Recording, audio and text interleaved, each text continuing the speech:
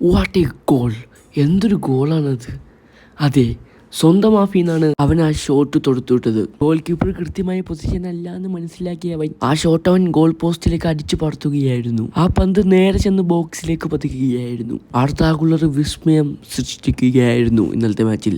റെക്കോർഡാണത്. 68 metre ദൂരെയാണ് ആ goal അടിക്കുന്നത്.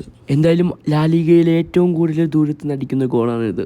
പിന്നെ ഫെഡെ വാൽവേർഡെ ഒരു സ്റ്റണ്ണിങ് ഗോൾ നേടുകയായിരുന്നു. അതുകൂടാതെ റൂഡിഗറും ഗോൾ സ്കോർ ചെയ്യുകയായിരുന്നു.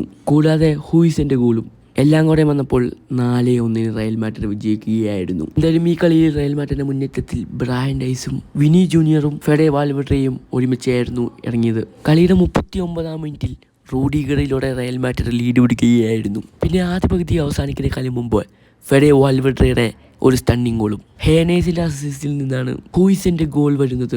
അതിനുശേഷമാണ് അർദാ ഗുളറിന്റെ മാന്ത്രിക ഗോൾ അവസാന ഘട്ടത്തിൽ വരികയായിരുന്നു. അതുപോലെ തന്നെ ഒരു ഓൺ ഗോൾ റയലിന്റെ വലയിൽ കയറിയായിരുന്നു. എന്തായാലും വീഡിയോ ഇഷ്ടപ്പെട്ടാൽ ലൈക്ക് ചെയ്യുക, ഷെയർ ചെയ്യുക, സബ്സ്ക്രൈബ് ചെയ്യുക.